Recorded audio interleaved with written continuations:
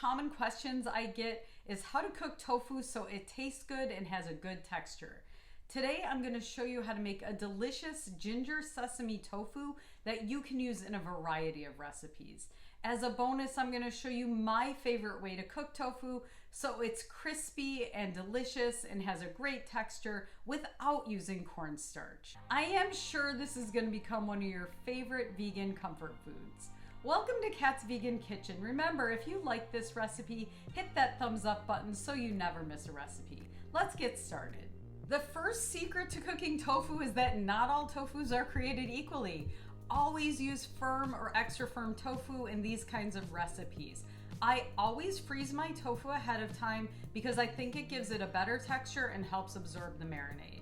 To get ready for this recipe, I pressed my tofu for about 20 minutes to make sure I got all the liquid out of the tofu. You don't need a fancy tofu press. This one only cost me $20, and for years I would just press my tofu between my hands or between a couple of plates. For our delicious sesame ginger marinade, we are going to use a 1/4 cup of an untoasted sesame oil. So you do not want to use toasted sesame oil in this recipe. 2 tablespoons of unsweetened rice wine vinegar. 2 teaspoons of ginger powder. 1/4 cup of Bragg's liquid amino acids, tamari or soy sauce, and a 1/4 cup of water. Whisk that up super well. For this particular recipe, I am going to cut my tofu into cubes, but you can also cut it into slabs or what I call steaks.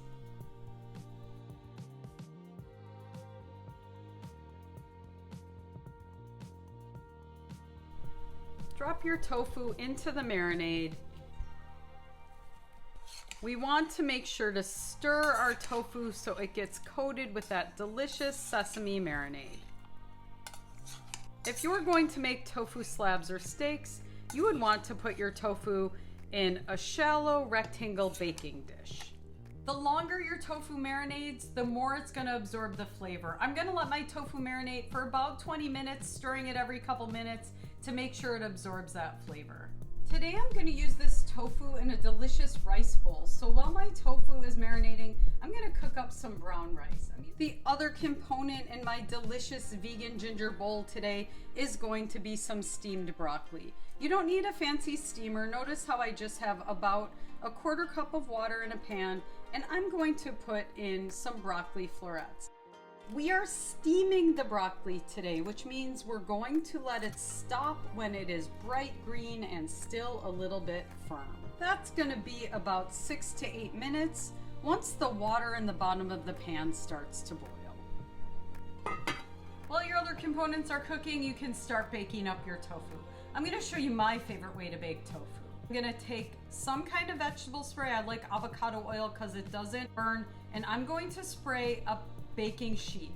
Use a slotted spoon to pull your tofu out of the marinade and set it on the baking pan so that none of the tofu touches each other.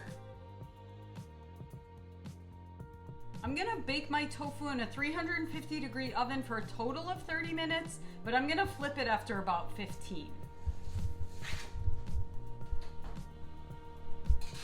While everything is cooking, my tofu, my broccoli, and my rice, I'm going to show you how to make the most delicious ginger sesame dressing that you are going to want to put on everything. 1/4 cup of untoasted sesame oil. 3 tablespoons of rice wine vinegar. You want to use unsweetened and unseasoned rice wine vinegar. 2 tablespoons of soy sauce, Bragg's or tamari.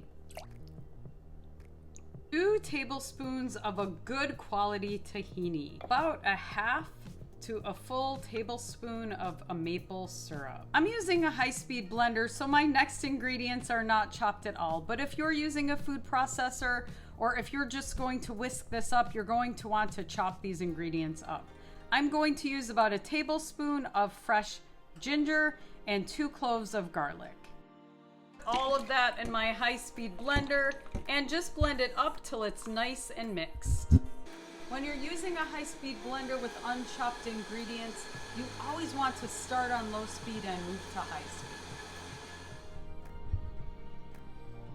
So my tofu's been cooking for about 15 minutes. I'm just gonna pull it out and I'm going to go ahead and flip it so that it does not stick to my pan and so that all sides get nice and crispy. Sometimes at this point, especially if I'm making tofu steaks, I'll take my extra marinade and just brush it onto my cubes, just to add a little bit more flavor. Alternatively, you can always pop those cubes right back in the marinade and then put them back on your baking pan. I'm gonna cook my tofu for another about 10 minutes and then we'll put our rice bowls together. My tofu cooked for another 10 minutes. It's crispy, it's delicious. You can use this tofu in anything. You can use it in salads or stir fries, but I'm gonna show you one of my favorite ways to serve it. Scoop of brown rice. A generous scoop of one of my favorite foods, broccoli. Notice how the broccoli is bright green and it still contains all the nutrients. A generous scoop of our tofu cubes. And because in my world, more vegetables are always better, a little bit of shaved carrots. A generous scoop of this delicious ginger sesame dressing. And of course, we're gonna top it with some sesame seeds. I love this combination because it's simple, but it's comforting, it's protein rich, and it's delicious. Thanks for watching. I'll see you next time on Kat's Vegan Kitchen.